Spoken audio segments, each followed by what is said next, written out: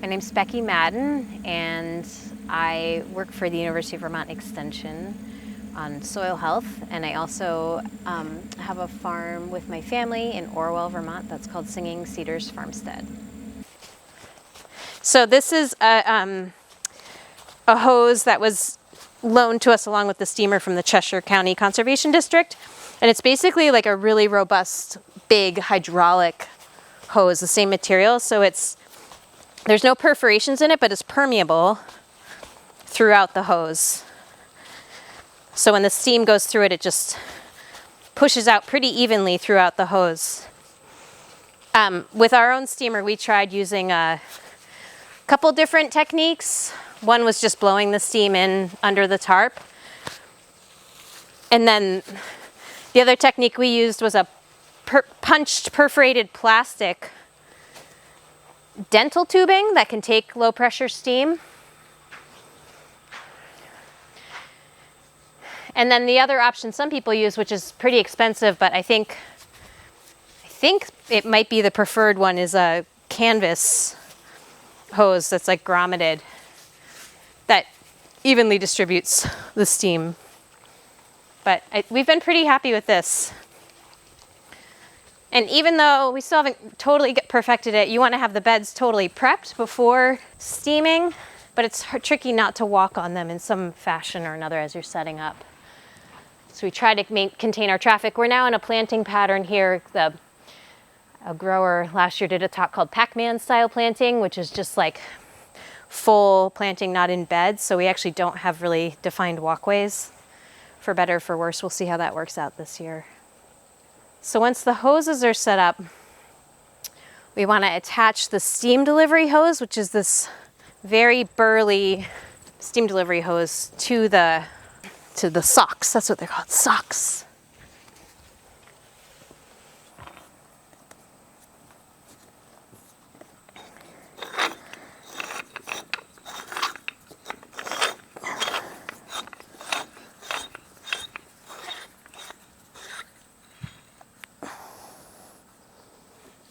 And this steamer, one of the fancy things about it is that it has two outlets. It has enough capacity to do two lines at once, which doesn't exactly double the space we're allowed to steam, but we're using it to get more even, what we think is more even distribution. So we're not doing like a huge area, but we're using the two socks.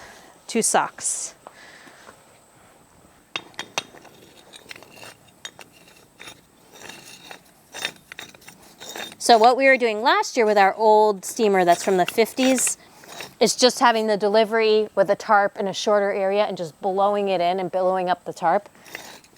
And that seemed to work pretty well. We tried that very briefly with this like we had the end of a greenhouse to do, a very small area. And it didn't seem to like deliver it as evenly as it does with these. So next we put down our tarp, which you can use used greenhouse plastic, but this is a more rugged tarp. It doesn't tear up as easily. It can be reused, and it seems to be a little more insulated for keeping the heat, trapping the heat in. So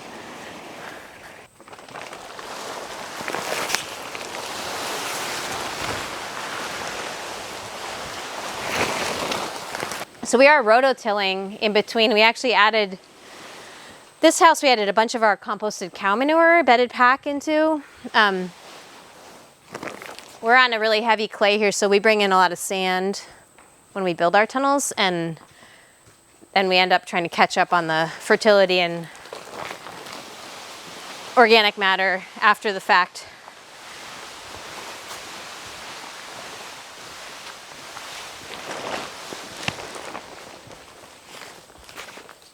And surprisingly, this is only the second season we've grown in this tunnel, but we did see quite a bit of chickweed last winter. So I think we were a little sloppy on our weed control initially, and it just kind of caught up with us the last couple of years. And we seem to have chickweed everywhere.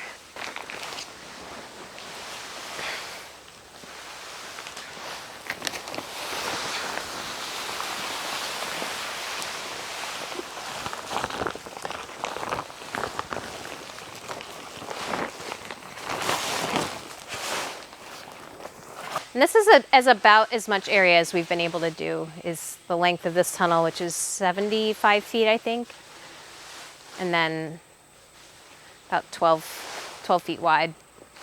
And this is an example of what we're trying to get rid of. This is the chickweed. So you can tell we're not going to steam these carrots, so probably a good idea to get all the weed seeds out of the way as we're steaming. These get cooked up on these 2 output valves.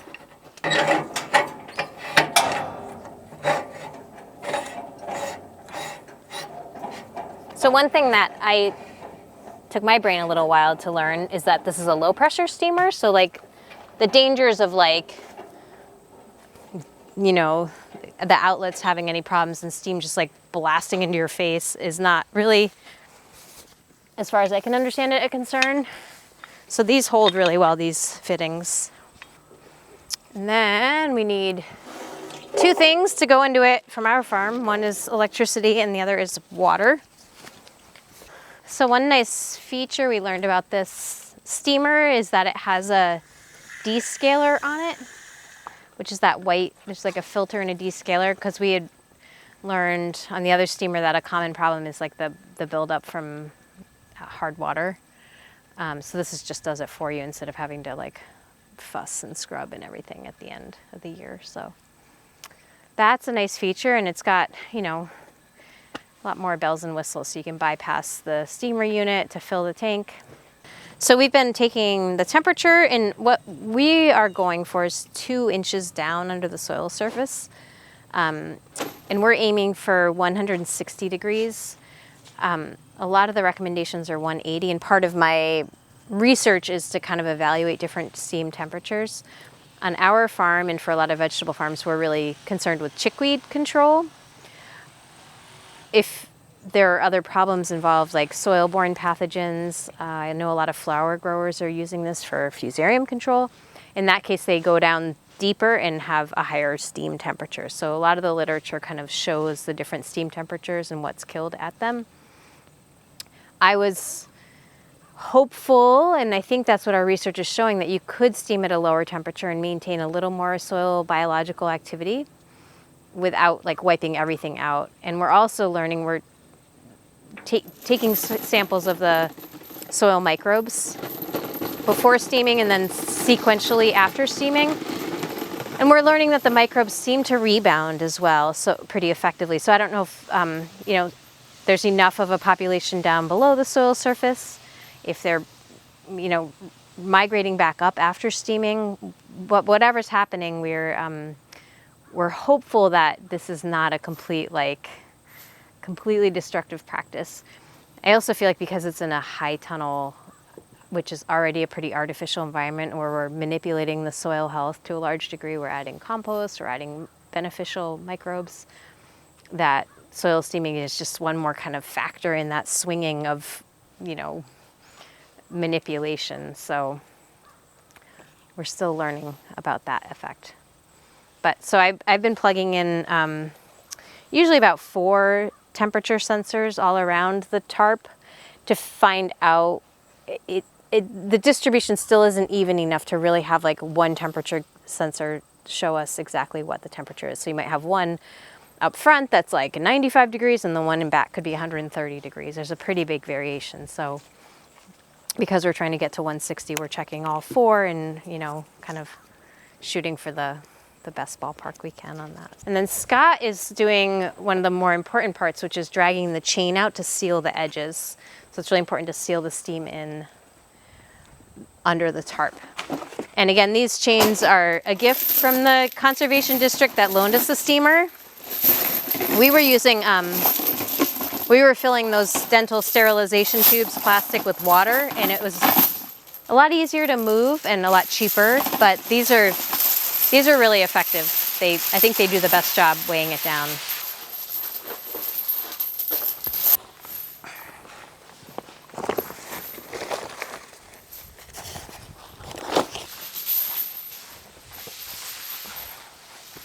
So one thing that's nice about steaming now is that the soil temperature's almost 70 degrees to start with.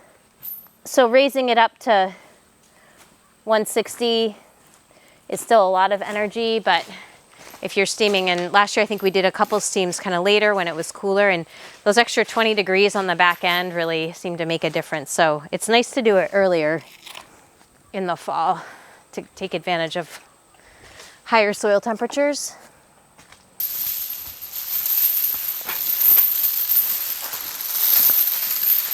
It seems pretty simple, but it does take probably a solid hour when all is said and done if we're moving between houses, and maybe a half an hour just to switch beds. So the steamer runs on diesel. We last year used kerosene because we thought that was a little cleaner burning, and we've been trying to source biodiesel for our own steamer because I think that's the kind of like the two kind of painful things about this are the soil health question and the fuel consumption. So it uses about 6 gallons per hour, and it takes about an hour and a half to 2 hours to steam this size area. So for us on our farm, it uses far more than our entire season's worth of diesel fuel.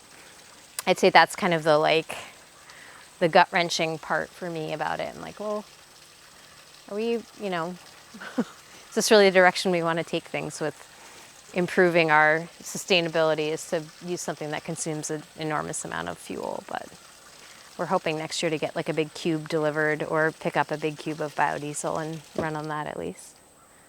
So startup on this is really easy. It has all these like safeties and everything, so you just flip the switch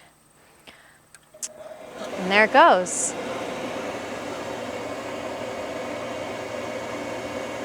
It seems like if you get it to about here, it doesn't shut down on you quite as much to refill, just because our supply is so low. It doesn't, our water supply can't keep up with the boiler sometimes. And it seems like it takes like a solid, what would you say, half an hour of the steamer running, maybe even 45 minutes just to notice a change in soil temperature. I've been sort of turning them down based on Bruce's recommendation, closing them early on, letting the pressure build up, and then opening them. And then we're trying to run it at about 3 psi once they're going. So our steamer, we had to kind of like hover over it and fuss with the water level and the, all the pressure gauges. And this will automatically shut down if anything's funky. So if it runs out of fuel or if the water level's off, or if the temperature gets too hot, whatever it just shuts down. So that's been really nice to not have the stress of like potentially ruining a very expensive machine.